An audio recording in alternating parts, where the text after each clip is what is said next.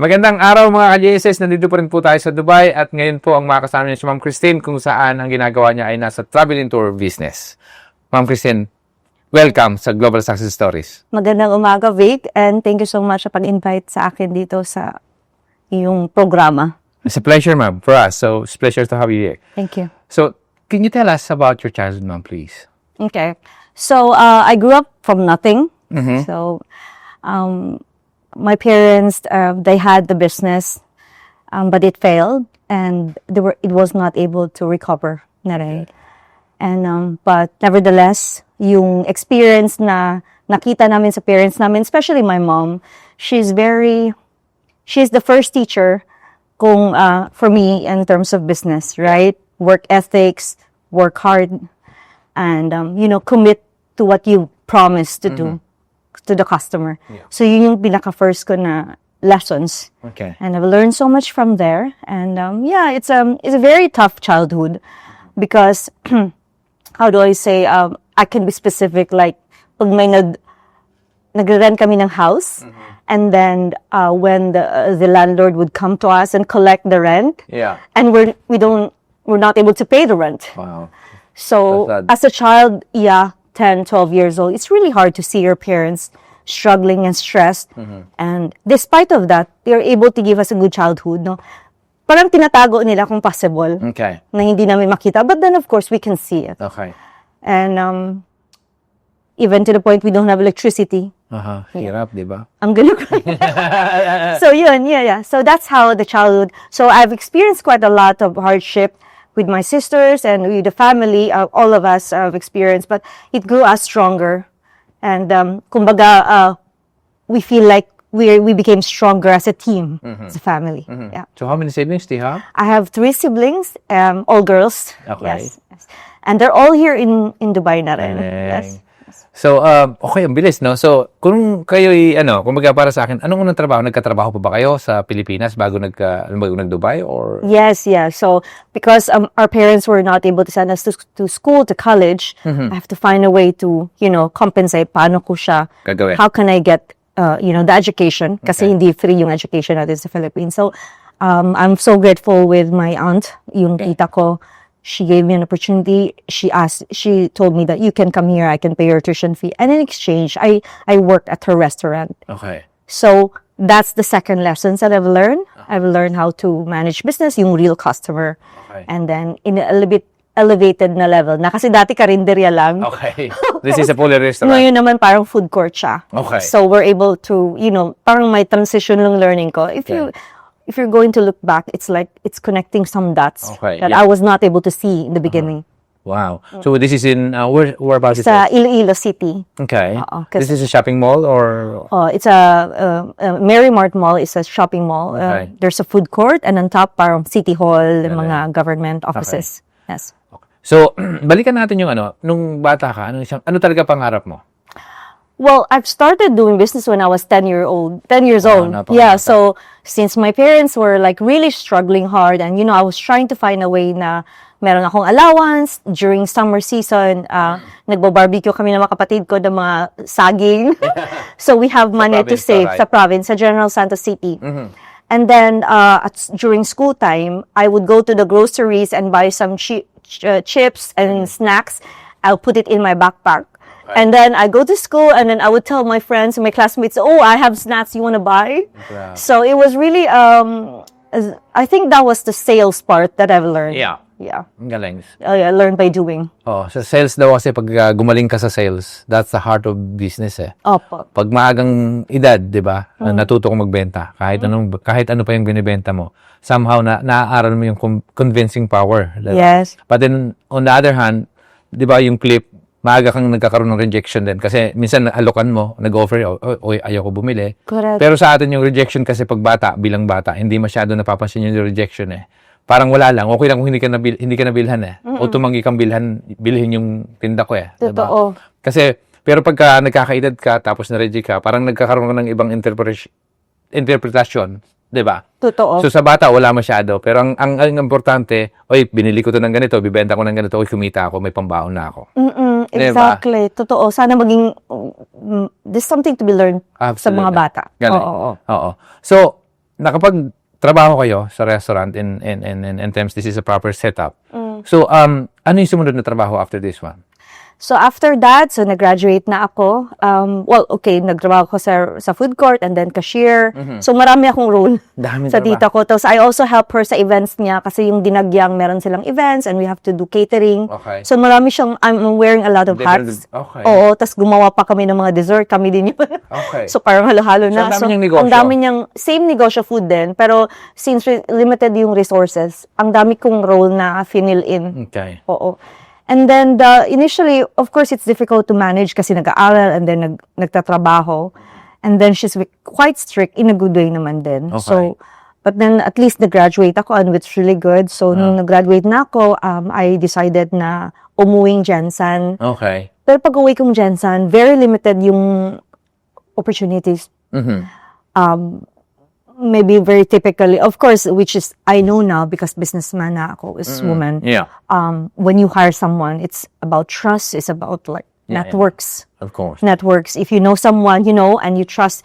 So for me, I came from what kind of, they don't know our family. Okay. So kumbaga, I would have very limited opportunity to get a job. So sabi ko, magpa-Manila na lang ako because the goal is mag-abroad. Okay. So, pinangarap niyo Pinangarap ko siya talaga kasi I was thinking, nakikita ko, nababasa ko na, para ang bilis niyang mag-grow. Okay. And I was looking for opportunity na makatulong sa mga kapatid ko kasi sunod-sunod kami. Nagka-college na rin sila. Yeah. So, ayokong ma-stop sila sa school. So, Okay. yun.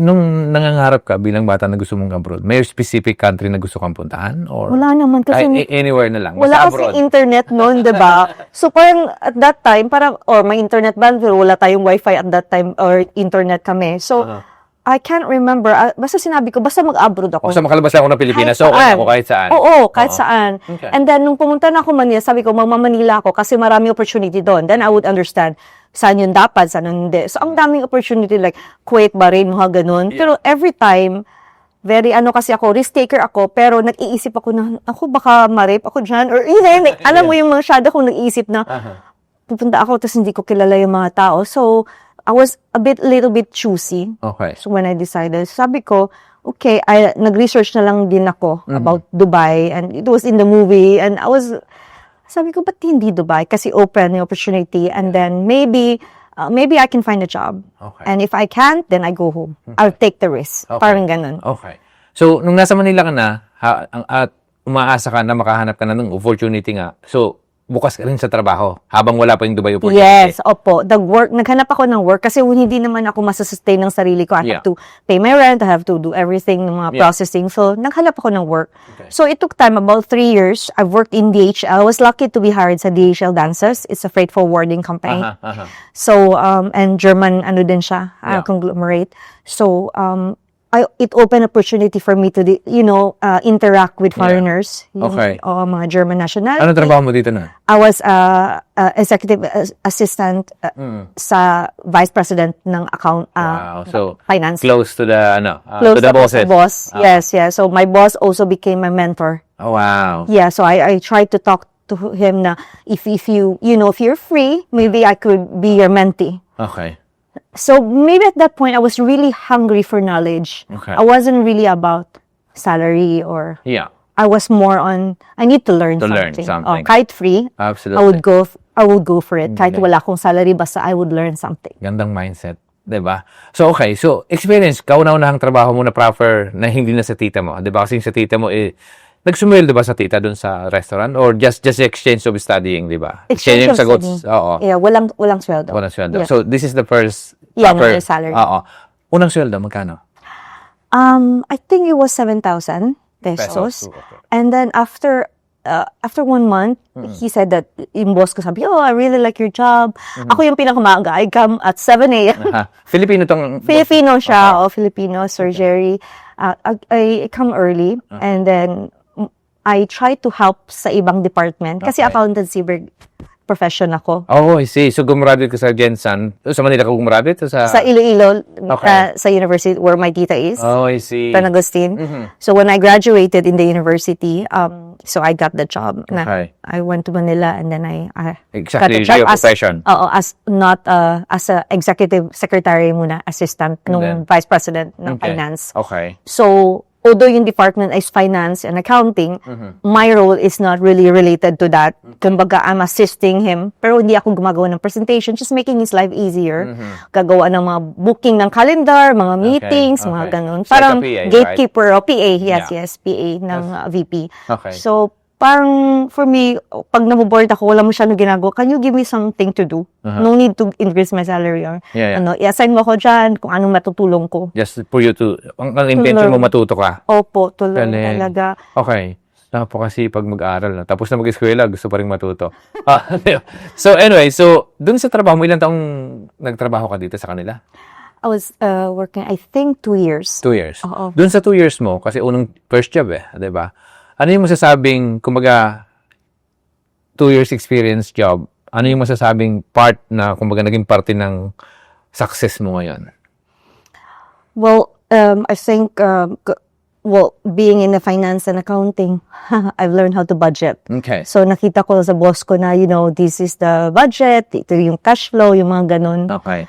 So, when there's something coming in, has to be something going out, but, kailangan may cost cutting. Okay. Alam mo yun, yung Yeah. possible na i-cost cut or not necessarily spend. And Okay. yun yung na-learn ko, Natutunan mo. natutunan ko. And then, of course, I've learned yung bad debts. Okay. So, pag hindi na-kolekta, Oo. negative yun sa company. Okay. So, kailangan medyo i-manage yung bad debts. Okay. And then, of course, I've learned work ethics, Okay. which is the second learning kasi I've learned first from my mom and then, of course, my tita. But this is the real world na. Yeah. So, work ethics, when you say you've committed na you have to finish the job, you have to finish it. Kahit Yeah. anong mangyari. Galing. Walang no excuses ba? Ang galing. Ang galing. So, lahat yung positibo para sa negosyo, di ba? So, kailangan lahat yan. Required lahat yung nabanggit mo kapag nagnegosyo ko na. Opo. Okay. So, kailan dumating yung opportunity papunta ng Dubai? So, we were just having a good time with my colleagues. Shout out kay Lois and then so we were like kumares and we were watching Dubai na movie. And then, of course, we were searching, saan tayo mag-abroad? And then, nung nakita na namin yung movie, we thought about, mag-abroad kaya tayo? We know someone from DHL, dances then, Yeah. who went there kasi may ate siya doon. Maybe we should ask. So, nagtanong na kami, nag-research kami, ganun. Sabi niya, okay, ganito, ganyan, ito yung expenses. Sabi namin, oh my God, paano natin ma-afford to? Kasi mahal, and you have to take the risk. You have to pay for the ticket. Walang job doon, hindi ka sure. So, sabi namin, well, it's either this or we stay here for the next 10 years. Yeah. Yun eh. So, kumbaga, for me, I would rather take the risk and Okay. fail Okay. rather than, I would ask myself, You never paano try. kaya, no? Diba? O, paano kaya kung pumunta ako? Ano kayang nangyari sa akin? Kung hindi pumunta, di ba? So, okay. So, magkano yung pinag-ipunan mo para makapunta ka, para mabayaran yung ticket mo at the same time yung visa na kailangan para makapunta na ng Dubai? At that time, medyo mahal pa kasi konti pa lang yung mga travel agency Yeah. at that time. I think, kulang-kulang 80 ata yun. Okay. So, 80K. Oo, mga ganun. So, pinag-ipunan o niloan? How? Niloan ko sa pag-ibig loan. Okay. Tapos, meron akong konting naipon. And then, I loan from a person.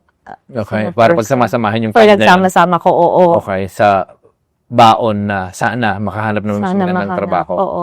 Pero wala masyadong baon dun kasi a lot of it napunta sa ticket. Okay. So, nakabili na ng ticket, dumating na yung visa and everything. Oo, yes. Experience sa Dubai. Hindi pa. Meron pa akong harsh experience when I was exiting. I was Okay. offloaded Oh, no. 4 times. Talaga? Yes. So, Pat na tell us beses akong about, na-offload. tell us about this kind of thing. This is very, very, kumaga, ikaw yung tao na pinatunayan mo na I would never give up. I'm just gonna keep pushing and it will happen eventually. It will, di ba? So, tell us about this upload thing. So, dalawa kami nag-travel kasi yung iba later pa. And then, so dalawa kami ng kumare ko. Luckily, she was able to go. Nakapass siya ng immigration. Okay. For some reason, hindi niya ako pinayagan ng immigration officer. For what grounds? Sabi niya, may something wrong sa ticket ko, sa return ticket ko, etc. And then at that time, close pa yung Dubai office. Okay. So I think there's something wrong sa yung reservation pabalik. Okay. Kasi dapat two-way. Okay. But then, chinek naman ng travel agency, wala namang problema. I don't know, siguro, siguro, I don't know. Okay. So, maaaring na politika ka? Napolitika ako, yes. Possible? Oo. In front of me, mayroong Filipina na hininga ng 25,000. Okay. So, ng immigration. Para makapasok? Para makapasok. So, Okay. but I don't have those. Wala akong Okay. pera. Pero hindi ka naman hiningan? Hiningan ako at some point, pero Okay. sabi ko wala kasi akong pambigay. So, what is, I mean, ano yun? Kasi di ba nauso nung araw, may naririnig lang ako. Naririnig, Bata pa ako, may tinatawag sila na escort daw sa airport. Escort. And then they will pay for it. Kasi ang dami, hindi lang naman sa Dubai. Israel, ang dami, dating mga ganun yung kalakaran ng para makalabas eh. Kasi Dati sa immigration yan. yung iba nga, buti sa'yo, 80K lang. May narinig pa ako, 500,000 eh. May 350,000 in exchange to, again, rest pa yun kasi hindi pa nga sigurado kung makakalabas ka eh. So, 4 times nangyari sa'yo to. So, na-offload ako and then nag-try ako the next one. Okay, sabi na wala namang problema, sabi ng travel agency sa Dubai. Walang problema sa ticket mo, everything is okay, blah, blah, blah. Sabi ko, bakit nila ako in-offload? For what reason? So, hindi mo marasunan yung immigration. Parang hindi, ganun, ganyan. Maghanap ka ng work doon, hindi pwede ganun kasi that's not the right way. Dapat through POEA. So, tinry ko siya ulit. Nag-reschedule kami ng flight ticket, nag-rebook. Pero fully book. Okay. Fully book siya. Tapos, nung nag-available na yung, hindi pa rin, pinayagan. So, it was almost, I was sleeping sa airport na. Taking chance na yung Taking next chance flight, na next flight. Oo, next Okay. flight, ma-approve ako. And then, even my friends, nagpapalitan na sila na, alam mo yun, susundin ako, tapos tutulungan nila ako kung ano yung, syempre, emotional support ba? No? Yeah. So, wala pa rin, di pa rin. And then, finally, on a Sunday, sabi nung Cathay Pacific na stewardess, siguro nakita niya na ako, everyday na ako nandun. Yeah. Tapos siguro naawa na siya sa akin. Sabi niya, isingit kita sa flight na to. Kailangan madaling araw yung flight. Para medyo pa yung relax pa yung immigration. Okay. So, siningit niya ako. I was able to fly. Okay. Just for the help of that. Yung flight stewardess ng Cathay. Grabe. Pero yung 80K mo, at least yung 80,000 na na-invest mo, hindi naman nabago na yon. Hindi na, Yun na yun. yun yung Kasi ticket. part ng deal yun eh. Oo, Yeah. sa ticket visa yun. So, wala Oo. namang problema doon. Oo. Kaya nga. So, kumbaga, ang naging problema lang, yung imbes na yun na dapat, 4 na flight yun nakaliwa. Ilang araw to sa airport, bale? Tagal, almost a week. Talaga? Grabe yun. Grabe, sabi ko, parang at that point, parang isusumpa ko itong immigration officers na to. Grabe. But it was really hard experience kasi give up ko na yung apartment ko. Yung airport kasi is kalapit lang ng DHL Dansas. Yeah. And then I live walking Yeah. distance lang ng apartment. So give up ko na siya. Okay. So wala na akong apartment. So parang homeless na ako. Tama, Umaga. diba? Sa airport na lang talaga pag-asa, Sa libre. airport, oo. Pero walang banyo, walang shower, di ba? Walang shower and then minsan sinusundo ako ng friend ko. Sabi niya, Tin, punta tayo doon kasi may apartment pa rin sila. Makikiligo ako doon. Balik na naman ako. So chance passenger na naman. And then chance passenger and then rejected na naman. So ilang beses na reject. But I think in God grace nakaalis ka na, di ba? Finally. On So the okay. So nung nandito ka, Dubai ba kagad to, di ba? Dubai na to. Dubai, yeah. So pagdating sa Dubai, ano experience? Pagdating sa Dubai, before ako dumating sa Dubai, nagpasa na ako ng mga CV ko. So, and then pagdating sa Dubai, pasa-pasa. I think sa isang week nakapagbasa ako sa 300 na companies. Walang tulugan yun, Vic. Grabe. Like send. So Tapos, 300. Oo, so, 300. Wala pang laptop. So, I have to go sa internet cafe. Grabe yun. Babayaran mo ng ganun. And then, so, syempre, konti lang yung baon. Plus, nagamit pa nung 4 days na, 1 week na Exactly, sa airport na stuck. sa airport ako na-stuck. So, konti na talaga ang baon ko. So, Yeah. tipid meals. Oo, tapos wala kayong kakilala dito. May kakilala kami yung nag-visa sa amin, na ex-DHL. And then, yung nauna kong friend, na nakauna siyang naka-travel sa akin. So, kami nasa isang apartment, Oh, that's okay. sa isang room. So at least hindi ka magugutom. May Hindi sakali ka- may tutulong na sa pagkain. Share kami. Pero Okay. syempre, tibid meals din sila. Yeah, yeah. So, for the entire, I think, 3-4 months, breakfast, dinner namin. Except, 1 beses lang kami kakain ng rice, Grabe. yogurt, and banana. Tapos yung bread nila na parang sapatos, yung medyo siya, matigas siya na bread, na para siyang, Grabe. parang rubber. Para lang, so yung pinaka pwede na lang, na not you can afford. Kasi diba? you can afford it for like 20 cents, 25 cents, so ganun. Okay. So, ilang buwan tumagal lang ganito yung buhay mo sa Dubai? Parang 3 months, na ganun, every day. Oo. Tapos, syempre, nakahanap ka ng work, but then again, you have to wait for the salary, hindi naman kasi sisweldohan agad. Yes. Mag-aantay Wala ka ng lang buong, isang buwan. hindi siya parang 15 Grabe. days. So, Okay. mag-aantay ka ng isang buwan. So, yun, tipid talaga, tapos walang parang mahirap. At saka, nakahanap ako ng work dito sa may Media City banda, yung bahay namin Karama. Yeah. So, kailangan mong gumising around 5 a.m. para makarating ka sa Media City on time. Ilang oras to? Biyahe? Kasi traffic, so, kailangan makalabas ka ng Satwa, ng Karama ng 6 a.m. Okay. So, para makadating kang 9. so 9. So, Yeah. 4 na oras biyahe pa lang papunta sa trabaho. Yeah. Oh my But goodness. usually, darating kami mga 8, 8:30. Okay. So, ayoko naman malate. So, Yeah. kailangan, oo. So, yun. Tapos babalik ka on the same day. 4 na oras yung biyahe pabalik. Balik din same day. So, 4 hours, 8 hours sa biyahe. Kasi bus, wala pang Metro Dapes. 8 oras sa biyahe kasi 4 na oras halos papunta, 4 na oras pabalik. Tapos 8 oras sa trabaho. 16 hours. Ilang oras ka natutulog? The reason din, kasi syempre, bed space kami. Oo. Syempre, mag-share kayo ng shower. Mm-mm. So, hindi ka pwedeng, kung bago kang tenant, ikaw yung pinaka-worst na oras sa pagligo. So, syempre, pila. Hindi mo ba naisip na, ano ba naman buhay ito? Uwi na lang kaya Parang, ako? tarang throw the towel. Yeah. Parang ayoko na. Oo.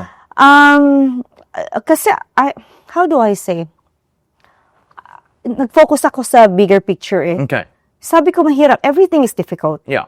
No, when you start farmer, teacher, you start something new, when you start something like first time mong gawin, it's always difficult. Yeah. So, naisip ko, well, you have to choose your difficult. Yeah. Mag-suffer ako ngayon, and then later on, I can see myself, parang imagine ko na siya, parang siyang in-imagine ko na, for sure, something good will come out of this. Yeah. Pero yung mga level dyan, 300 CVs, po-forward mo, unahan na lang sila dyan. Di ba? Unahan na, 300, and then yung tutawag sa'yo, 10 lang, and then out of that, 2 lang yung Magpapa-interview. magpapa-interview sa'yo. So, Pero at least, di ba, laki ng chance. This is the thing of numbers, Numbers. game, di ba? Yeah. Parang, sige, Opo. applyin mo na lahat. Okay, so anyway, nakuha na yung trabaho, isang buwan ka maghihintay bago sumweldo. Kauna-una ang sweldo, magkano? 2,500 Pero nila dito, malaki na yan. euro. Sa Pinas, Dirham, sorry. malaki Yeah. na yan dito. Malaki na siya dito. Pero syempre, iisipin mo pang bayad sa bahay mo, Yeah. sa kuryente, tapos Galing. pauwi, padala. Tama. So, pagkano kinikita nyo sa DHL sa Manila dati? Isang buwan? Nung lumabas na, nung nag-exit ako, 12,000 pesos. So, pag kinonvert mo yung 2,500 that time in peso, how much was it? Siguro mga 30,000. So, double naman. More than double. Which is not bad. Not bad. Diba? Yes. Oo. Okay. So, nakapasok na sa trabaho, ito na, sumweldo na. Naalala mo ba yung kauna-unang sweldo kung ano yung binili mo? Pagkain. Chocolate. Kasi yung mga pagkain talaga naman. Pagkain talaga. Pagkain. Tas, Grabe yan, diba? So, pinagtsaga yung pinapay, sanling yogurt, saging, breakfast. Tibay. Okay. So, nakapasok na ng trabaho, ilang taon tumagal yung pagtatrabaho mo dun sa company na to? I think parang 1 year lang. Actually, gusto na nila akong ilipat sa kabilang row sa accounting. Kaya lang, may nag-offer, may tumawag na another company Yeah. na I think mas better ang opportunity. Okay. So, hindi ko na pinarenew yung residence visa ko. Yeah. Doon ako lumipat sa kanila. It's a developer. Okay. Ngayon, Bonington Hotel na siya sa JLT. So, So, parehas pa rin trabaho? accountancy. Doon my first job is a receptionist, taga-answer ng phone. Okay. Pero bored kasi ako, wala akong ginagawa. Hindi mag-grow ako dito. Hindi ako mag-grow o taga-answer ng phone. Tapos sabi niya, you're the best receptionist I've ever had. Parang sa isip ko, yeah. But I'm really bored though. Okay. So, yun. So, sabi ko, okay, I have to go towards sa direction nung, yung napag-aralan Ng ko. profession mo, Ng diba? profession ko. Okay, so nakuha mo na yung gusto mong trabaho. Ilang taong tumagal dito sa second job mo sa Dubai? 2 years. Okay. Kasi, by the way, nung dumating pala ako dito, I tried my best na kunin agad yung mga kapatid ko. Kasi I always believe na instead na bigyan mo sila ng isda, Oo. kailangan mo silang mangisda. Tama. Nako. So, sabi ko, aside from homesick ako, makatulong sa kanila at mag-grow din sila. Okay. So, talagang tinry ko na kukunin sila agad. So, I think in 6 months or 8 months, So, inipon mo yung pera mo? Kasi inipon ko, hindi ako naggastos. para So, sa... para pang visa nila, pang ano, tapos pang rent ng bahay. So, 6 months, dalawa nakuha mo? Isa. Isa lang? Isa-isa. Tapos, yung kapatid ko na sumunod sa akin. And then, after nun, yung Galing. isa-isa na. So, tulungan na kami Okay. na pangbayad ng tuition fee ng sumunod na kapatid. Oo. Tuition fee nila. Ganun ka ka-determination, grabe, ibang level, di ba? So, okay. So, nakuha mo yung kapatid mo, pagkuha sa isang kapatid, ubus lahat yung inipon, parang ganun. Ubus Tapos, lahat. start ulit sa ipon para doon naman sa isa. Oh, para sa isa. So- Dalawa na kaming nag-ipon. Di ba? So, So, magkatulong na. Nakatulong na. Tapos tumulong kami para makuha yung pangatlo. Tapos Okay. pang-apat. Galing. Oo. So, lahat nakuha nyo Mm-mm. at the end. Mm-mm. Lahat po nakapunta dito sa Dubai. Napakagaling. Okay. So, nandito na yung magkakapatid. So, ang susunod na ipon, para saan na yung susunod? So, luckily, nung nag-work ako dun sa Bonington, sa developer for 2 years, Yeah. nung naghahanap ako, nasa situation kami, naghahanap kami ng work para sa isang kapatid ko, si Catherine. Sinan ko yung CV niya sa lahat. As I said, 300 din. Same ulit. thing, Para ulit. same, sinunod ko yung Yung ginawa yung mo. ginawa ko, yung blueprint ko. Proven yun eh, di ba? Oo, proven Blueprint na yan eh. Makakaisa ako dyan. Sa out of Makakaisa sa 300, kahit Oo. isa man lang. Di ba, Vic? Tama. Oo. So, yun, sabi ko, sinend ko yung CV niya, tapos nagkataon, pumasok siya sa Nokia, yung CV niya. Okay. So, sinend ko, tinawagan, pero sinend ko siya before siya dumating Dubai. Okay. Para naka-prepared na ako. Kung Oo. nag-pretend ako na ako yun, si Tatawag Catherine. na. Oo, natatawag. Ang Pero galing at na least, diskarte nun, ha? makahanap kami ng work para sa kanya before siya mag-arrive, para may pangbayad din kami ng rent. At saka yung number, na sa yun yung number, bibigay mo lang yun, pero pangalan may iba, di ba? Oo. Galing na diskarte. Oo, tapos sinadi ko lang yung CV niya, ganun. Galing. So, nung tumawag na, hindi ko, pagdating niya kasi luckily, nakahanap siya agad ng work. Bilis. So, ang bilis, mas mabilis pa siya sa akin, actually. Grabe. Tapos, nung naka-work na siya, pero yung mga CV, syempre, nakakalat pa rin yun. Mm-mm. Sa phone ko, nag-connect. Ako, lahat yung number mo eh, di ba? Oo, tapos tumawag yung Nokia. Hmm. Sabi niya, are you still looking for a job? Hindi naman kasi siya nagsabi na, is this Catherine? Is this Christine? Okay. Sinabi niya lang, diretso, are you still looking for a job? Naghahanap ka pa ba ng work? Sabi ko, yes, kasi actually sa akin, naghahanap pa talaga ako ng work. Yeah, Kasi I wanna grow. Okay. So, sabi niya, okay, good, come for an interview. Okay. So, New Year yun. The next working day ng New Year, pumunta ako, nag-interview, ganun. Nandito tayo. So, nandyan yung boss, yung hiring person, nandito ako. Yeah. Nag-interview siya, tinatanong niya ako. Sabi ko, pa iba yung question na. Ito sa pangalan Hindi mo. sa akin to. Sabi ko na, sinilip ko yung CV na nasa harapan niya. Sabi ko, are you sure that's mine? Doesn't sound like me. Sabi niya, yeah, this is Catherine. You're Catherine, right? Sabi niya, no, I'm not. Actually, that's my sister's CV. Sinabi ko, ang totoo. Yeah. Sabi niya, oh, okay. Do you think she will mind if i-interview kita and is she looking for a job? Ganun.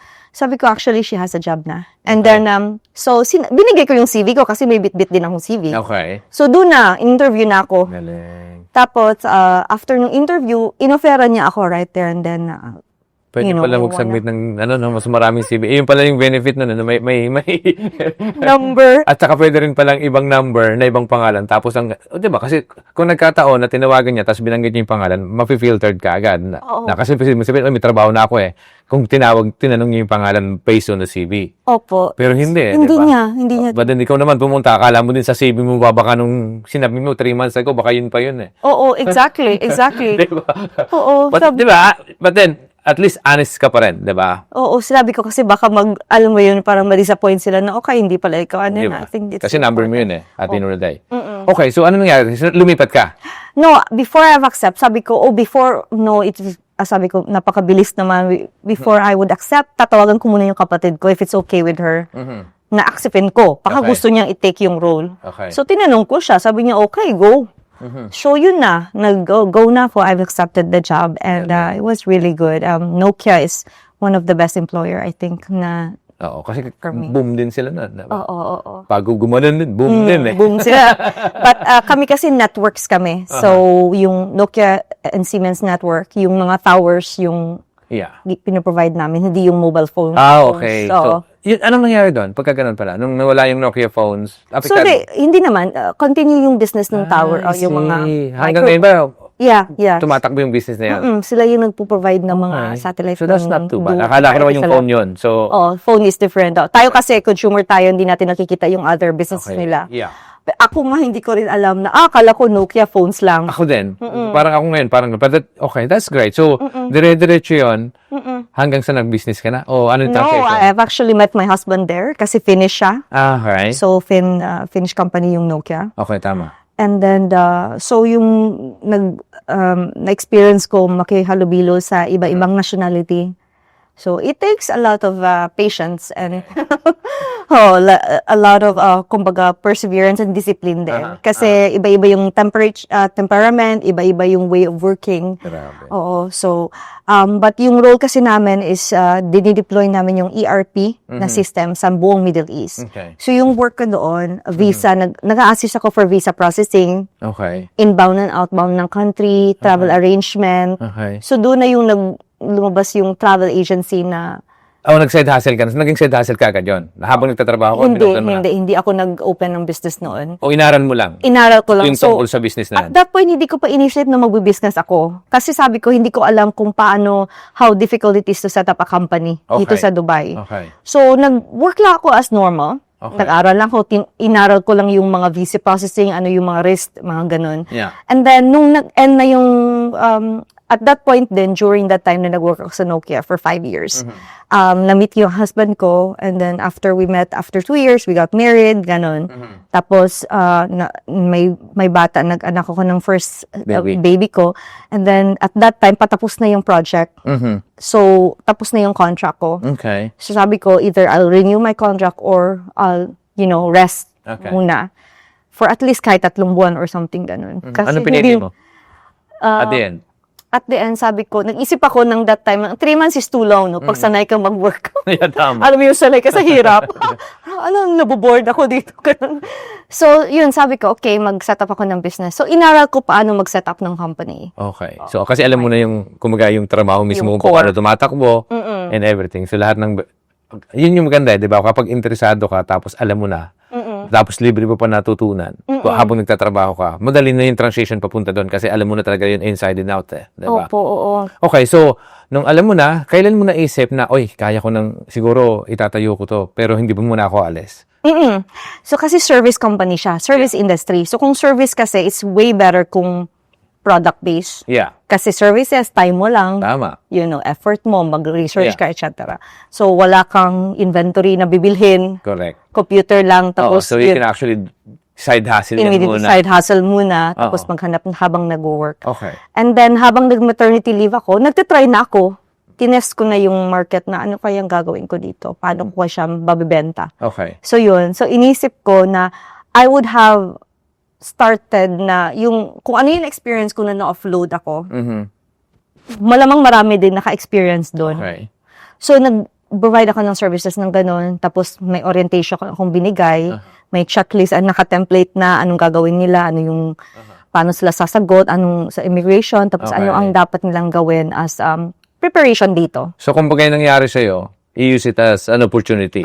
Para hindi na mangyari doon sa ibang mga Sa iba. Pilipino Opo. na, oy, huwag ka na ma-upload. Ang galing. Kung ano yung experience ko, ano yung dapat nilang malaman. Kasi syempre, kung first-time traveler ka, hindi mo alam ano yung rights mo. Ang galing. Hindi mo alam anong dapat mong gawin para, alam mo yun, maging successful yung travel mo.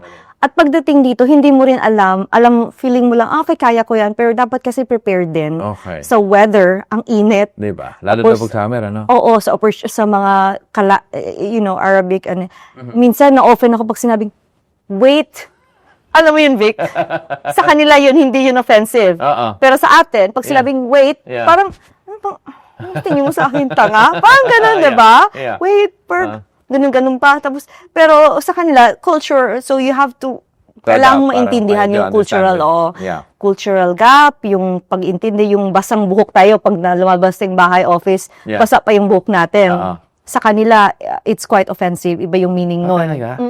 So, kailangan hindi ka, as a talaga is required. woman, pag lalaki, walang problema. As a woman, hindi ka pwedeng lumabas ng, let's say, bus or something na basa ang buhok mo. Okay. Grabe, no? Oo. So, may mga cultural So, nagbigay ako ng mga ganun na mga orientation, integration, Oh, wow. cultural integration. Oo. So, tumatakbo na to. So, how do you actually market the first, how did you find the first client ng service na yan? Sa Filipino community. Oo. So, sa mga groups, sa mga church. O baka may gusto ko yung paliparin, papunta ng Pilipinas. Yung relative nila. I can help you guys doing this one. Minsan namimit ko sa mga bus, sa mga sa mga transport, ganon. Oo. So, that time ba marami na gumagawa ng ganyan? O ikaw lang?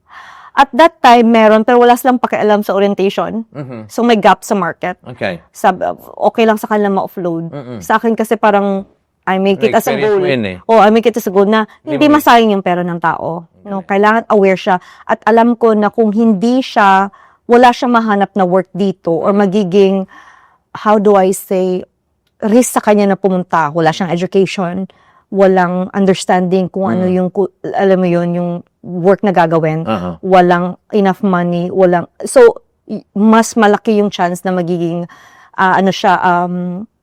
magiging victim. Okay. Like, for example, may visa sa kanya na employer. Tapos yung kinuha sa 18 years old, dinaan sa amin, we don't accept it. Okay. Kasi alam ko na I don't even know, ano yung mangyayari sa batang to dito. So you won't take the risk for the money? No, I will not take the risk for the money. I will tell the person na maghanap tayo ng ibang opportunity, hindi to. Okay. Kasi hindi natin alam saan mo ba nakuha yung employer na yan. Diba? Kasi ayoko naman na, okay, ituturist mo yan, and then you ended up like accessory ka na hindi mo alam kung anong gagawin. So just as long as dapat ethical pa rin. Ethical, of course, it's always ethical. Oo. Tapos yung mga family members na gusto din lang bisitahin yung family dito sa Dubai, minsan na-offload din sila without any reason. Okay. So, kumbaga, dapat hindi. Kasi bakasyon, papapuntahin mo yung family mo. Dami, hirap pala magbiyahe papunta ng Dubai pagka Filipino passport. Oo, exactly. Diba? So, kawawa naman we have the right. Okay. Sa Filipino, we have the passport. Nasa constitution natin na we have the right to travel. Yeah. Pero naiintindihan ko naman yung immigration. Totoo naman. Kasi kawawa din naman yung victim. Yeah. Anong mangyayari sa kanila dito, alam mo yun. So, I think knowledge talaga. May knowledge transfer. Educate them, educate kung anong gagawin nila, anong dapat nilang. Okay. So, in the first year, mga ilan yung napalipad mo papunta rito? I think it's a combination kasi hindi naman siya lahat na parang tourist na, wanted to see an opportunity. Yeah. A lot family. Okay. Tapos corporation, may kumukuha din sa amin ng mga tickets, ganun. Like sa mga kilala kong companies. Okay. So, nagpapabook ng tickets ng mga employees nila, other countries, India, Galing. o other parts. So, yung sinimulan mo yung ganitong negosyo, initial capital magkano? Lisensya? yung license, tapos yung una-una wala pa kasing staff, ako muna. Yeah, parang solopreneur di ba? So, solo muna, oo. So, yung first year namin, I think mga 10,000 dirhams. Kasi license, ng free zone yung kinuha ko. Okay. License. So, around 6,000, 7,000. Tapos, syempre, yung mga Other gastos. other website, Yeah. tapos yung mga materials mo, marketing materials, yung mga flyers, roll-up banner. Yeah. So, nag-a-attend kami ng mga events. Doon mo So, binibenta. flyer, yan. Galing. Tapos, after that, nag-hire na ng tao. Okay. So, yung trabaho, tuloy-tuloy lang din, tumatakbo na yung business, nakaka-50K na. Kailan dumating yung point na, uy, pwede na akong umalis dito? Ilang taon yun umabot? Actually, bumili ako ng another company, na tourism company, ang the second year. Nag-exit yung may-ari, binili mo? No, binili ko yung 50%. Okay, share. Oo, share. But I've learned a lot. Okay. Kasi, not all na partner is really difficult. Yeah. You have to be able to trust the person. And, this is, it's really difficult. Okay. So, but luckily, I was able to exit. Okay. Kasi ng COVID. Okay. So, I started the company, yung James Travel, 2016. So, na-run ko siya ng 2 years on my own and with the 2 staff initially. And then, binay-out ko through the profit na generate ko. Binay-out ko. And then, of course, with the help of other investor then. Actually, my sister is one of the investor. Binay-out namin yung isang company na 50%. Okay. But it didn't turn out well kasi may problema yung other part. Okay. So, it wasn't, parang it was a learning for me. Okay, so it was 50-50 na? 50-50, oo. Kasi DED siya license, a bigger tourism company. Okay. Pilipino rin may-ari. Filipino din may-ari, yes. Oo. But it didn't turn out. But luckily, I was able to exit. Nabenta namin yung 50% kasi nag-COVID na rin yun. Sila din bumili. No, another buyer. Okay. Another buyer, oo. So, galing. So, nabenta yon. Anong ginawa mo after doon siya napagbintahan ng pera? So, ininvest ko on another, Nag-divest ka ba? O yes, anything? nag-invest kami sa real estate. Okay. So, ginamit namin yon. And then, of course, nung nag-transfer na kami sa Finland at Okay. that time. Nag-Finland na ako noong 2020. That was the time na papasok yung COVID. Okay. So, doon ka nag-mortgage ng bahay? Oh, when how do I say, during the time na course of business na nag-work ako, nagbili ako ng condo sa Philippines, tapos apartments, and then sa Finland, bumili din kami ng mga On the real same estate. year? No different years, parang scattered na rin. Okay. Alam mo yun, yung, matipid kasi ako, Vic. I don't really spend so much on anything. Okay. So, Okay. usually kung ano yung sweldo ko, I would make sure na meron akong investment on the side. I think I would say na if my family would describe me, I'm so kuripot daw. But I think for me, I would say that I'm really disciplined. Kasi I would wanna see na yung salary ko, matatransfer siya into asset. Yeah. Galing na. So yung bang hindi siya, mawawala siya agad. Kasi business could go up and down. Of course. Yeah. Oo. Oo. So in my point of view, what if mawalan ako ng work? What if business will be down? Like COVID. Yeah, yeah, yeah. So yung tourism went down talaga. Yeah. At least yung property, it's tangible siya, Yeah. makahawakan mo. Tama. Oh, so napaparent mo, mo. So yeah, for me, yun yung pinaka goal talaga na Okay. yung direction. Okay. So, nagsarado yon, nag-divest ka sa property investment. Oo. So sinarado ko during COVID, sinarado ko yung Dubai, and then nag-move kami sa Finland. Okay. Tapos, Right. And then when I was there, I had my second baby. okay. Yeah, kasi I delivered the baby in November, and then we moved in Finland in March. Okay. And then around 4 months, 3 months pa lang siya. So I decided that I'm gonna rest for a while and Yeah. re-strategize, regroup. I'm gonna think anong gagawin ko, with COVID, what would be the best thing to do. And so after I've rested, when the baby is ready for daycare, Yeah. around 2 years old, 2.5, sabi ko, then I was able to understand the market. Okay. Kailangan mo siya kasing i-study. It's a Ulit. new market. Iba yung language, Finnish language. So, business language nila is not like Dubai, Yeah, yeah. na English and, Arabic. So, English is the business language. So, doon Finnish. So, it's really difficult. But I was able to see a gap in the market. So, I saw na kailangan nila ng skilled worker. So, because aging population na siya, so, that's why we've started staffing company. Oh, I see. So, nag-divest ka from traveling tours, papunta na sa...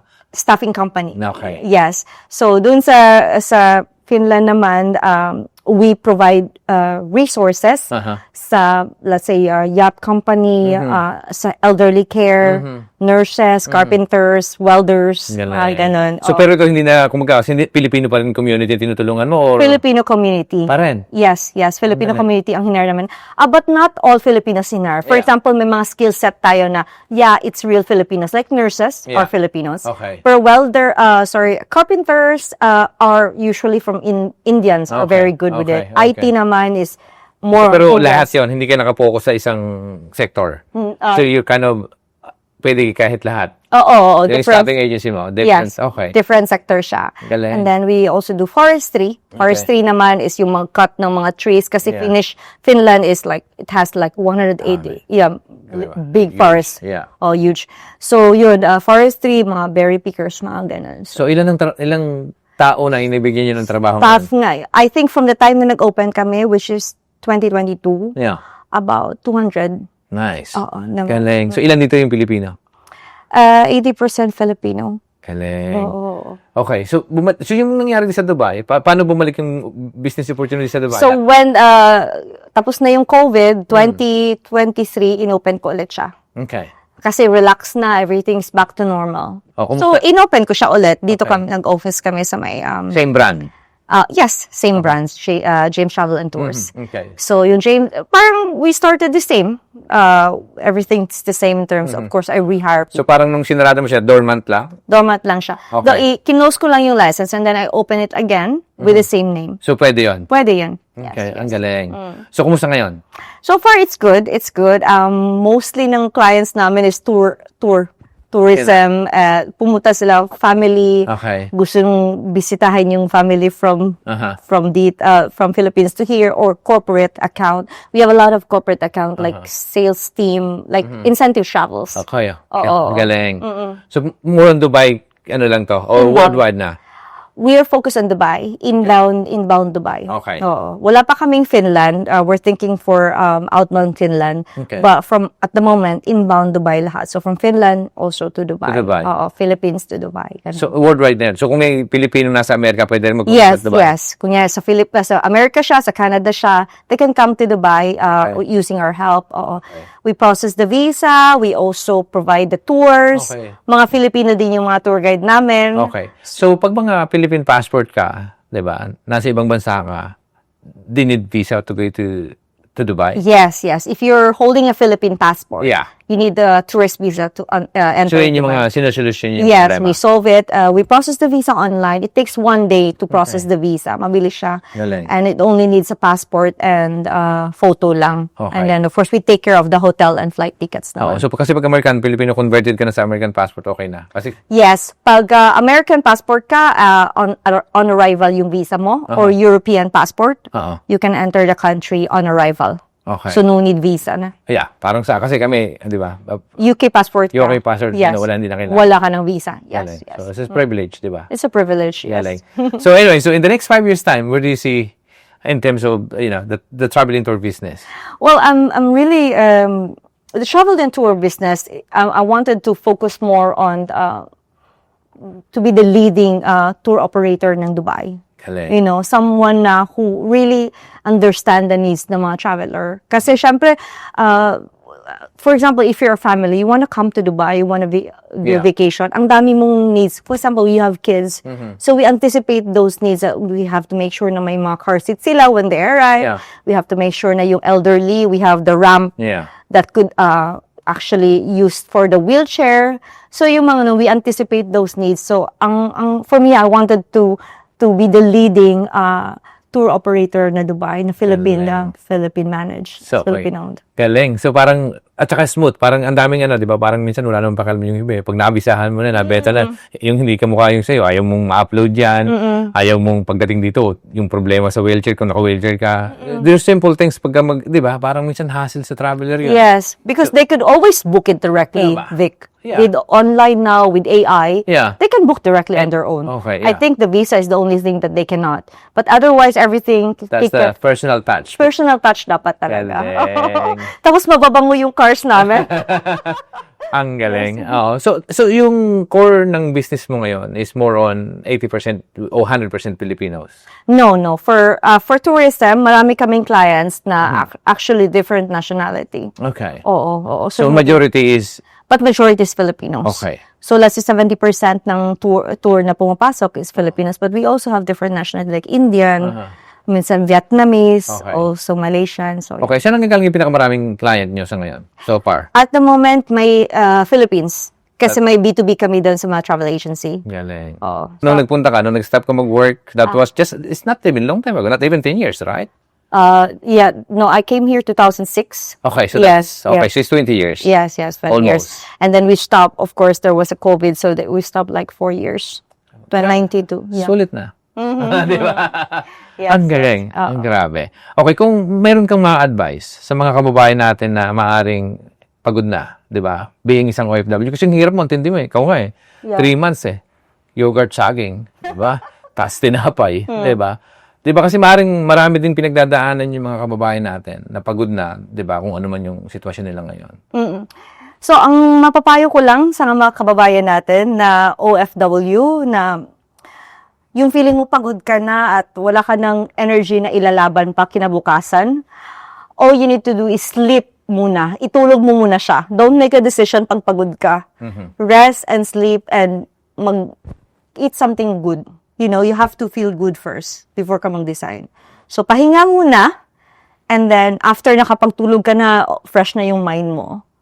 Then, you wake up and think about, focus on what skills do you have at the moment. Ano yung pinaka-skills mo na sa tingin mo,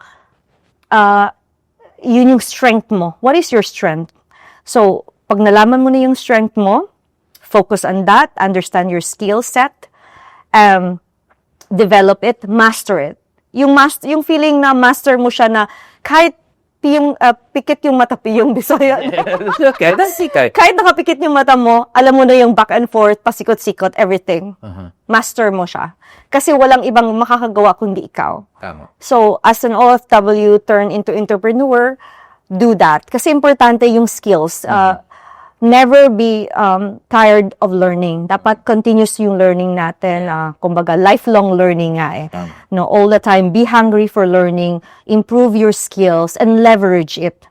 Leverage mo yung skills mo, yung contacts mo, yung mga nakilala mo na mga tao, leverage it.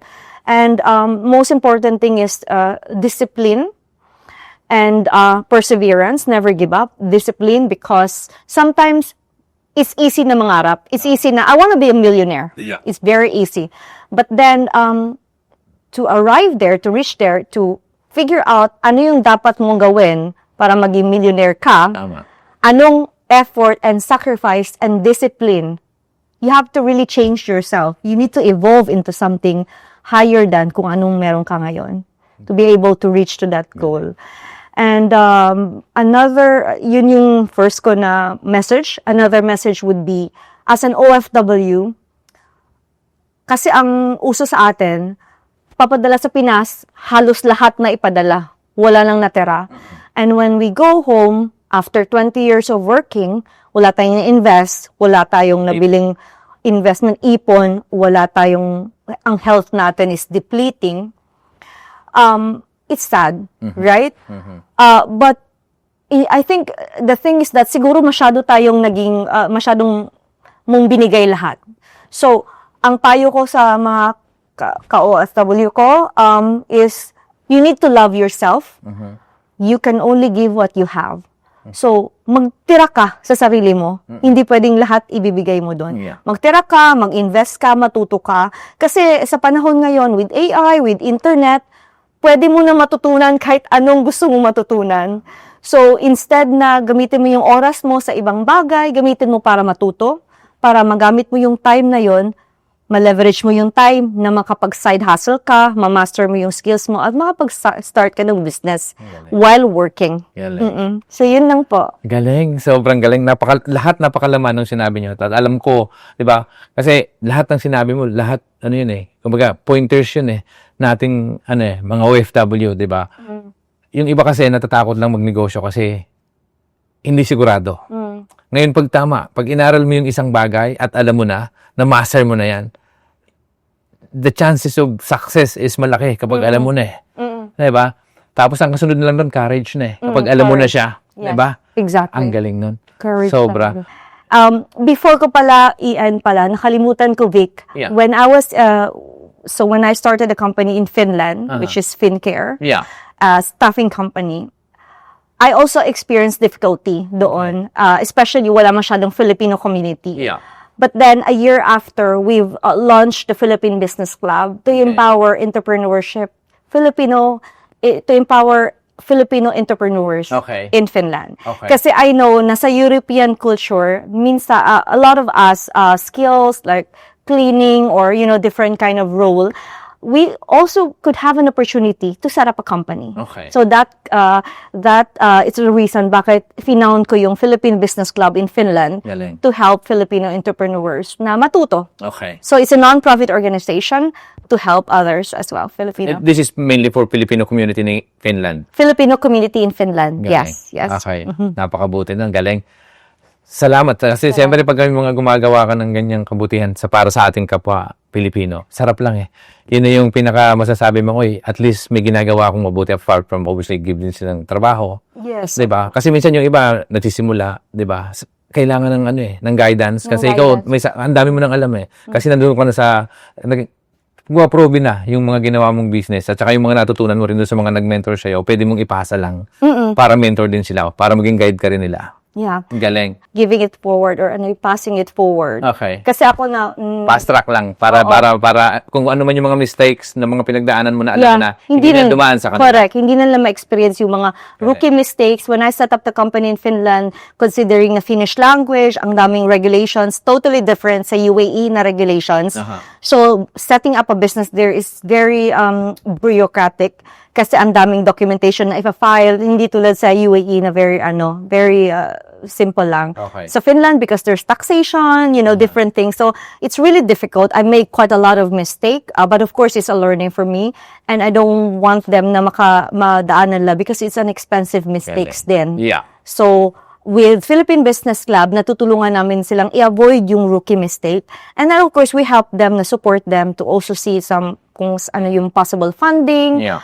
Paano gumawa ng business plan. Kasi starting up a business is not just like, Exactly. I want a business. Exactly. You have to learn it. You have to create a plan, exit strategy. Yeah. Marami siyang dapat intindihin. Totoo, di ba? So, minsan yun yung isang, nagiging problema ng mga kababayan natin na parang, minsan kasi, nagtayo si kumari ng ganito, pwede naman din sigurong gayahin. Hindi naiintindihan yung costing, hindi alam yung daily targets, hindi alam. Kumbaga walang business plan eh. Yes. So, mahirap, di ba? So, galing. So, ang ganda ng ginagawa niyo. So, do you do it for free for the people in Finland? Yes, we do it for kind of mentorship in a way? Yes. So, do you do it by group or how do you do it? Kind of one-to-one or how? Yeah. So, basically, the Philippine Business Club, meron kami mga members.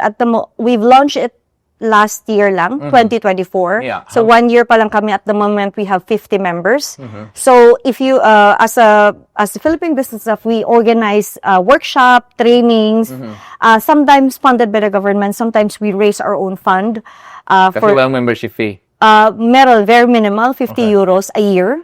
Oh yeah, it's nothing, With right? nothing, yeah. So basically, we pang-snack ng mga trainers because the trainers are giving it for free na rin. So we invite different trainers like Finnish national, different lawyers, business owners. So para at least ma-encourage din yung Filipino natin na the only thing that's stopping you from launching a business is that yung fear of the unknown. Alam yung takot ako kasi hindi Hindi mo ko alam alam. Yun ang kadalasan. Oo. O minsan naman alam na ang gawin, pero yung sa business side of it, hindi alam. Mas madalas yun eh. Parang na-masters mo na yung skill set, di ba? Parang, ito alam ko na to eh. Master ko na to eh. But then, the problem na di sila sure dun sa business side of it. Kung paano patatakbuhin, paano sisimulan. Di ba? Yun yung pinakamahirap kasi. That's another thing to... Exactly. Yung business licensing, paano mag-set up ng license sa Finland. So, with Philippine Business Club, we teach them how to set up the license, anong gagawin, ano yung kind of structure ang gagawin. So, everything. Napakagandang ginagawa nyo. So, ma'am, this is your chance. So, to promote your two businesses, I'm giving you the time. So, there's a camera here. Yes. So, manawagan, baka may mga makakapanood na ang problema pa nila ngayon ay, they're looking for someone to help getting the visa to Dubai or whatever, and maybe someone from Finland looking for a job gusto magnegosyo. That's your chance. Yes. So, thank you so much. First of all, thank you so much, Vic, for this opportunity. I really appreciate it. Thanks, ma'am. And your endeavor is like, it's really empowering. And I know that it will help a lot of people as well. Yeah, thank you. Yes. So my name is Christine Tilia, and I'm the founder of James Travel and Tours. So if you wanted to come to Dubai, whether tourism, vacation, or you wanted to try your luck to find a job, connect with James Travel and Tour. We help you process your tourist visa or job seekers visa, and we also help you with the integration dito. So at least alam nyo paano ang makalakaran sa Dubai, ano yung mga cultural gap ng Dubai, paano kayong makahanap ng work, or paano kayo mag-grow dito sa Dubai. So connect with us, and also not just for job seekers, we are also helping Filipinos who want to travel to Dubai to visit their family, kasi ang daming nating Filipino dito sa Dubai, almost 1 million na tayo. So, if you want to visit your family, connect with James Travel and Tours. And for Finland naman, we do quite a lot of things in Finland. If you wanted to decide to go to Finland, whether to study or through work, we have a staffing agency, and we also help with study pathway. So if you want to come to Finland as a student, we also help you with that and connect you with companies na looking for apprentice or internship. And as part of our nonprofit organization, Philippine Business Club, which is founded by yours truly, Christine Tilia. Philippine Business Club is organized to empower Filipino entrepreneurs in Finland na, we have to dream bigger na hindi lang tayo OFW, we could also be business owners. So, connect with Philippine Business Club and we will help you how to set up your company in Finland. Galing, sobra. Thank you. Daming mo tutulungan. Thank you. Oo, di ba? So, natutulungan yung mga tipong problemado sa pagkuha ng visa. Ang galing. Salamat, ma'am. Thank you, sir. Ayan. So, maraming salamat po, mga kababayan ulit sa panonood. Sana po ay nakapulot ng aral at inspirasyon ang episode na ito. At kung kayo po ay nag-enjoy at may natutunan, i-share nyo po para mas marami pa tayong matulungang ating mga kababayan. Maraming salamat po. Hanggang sa muli.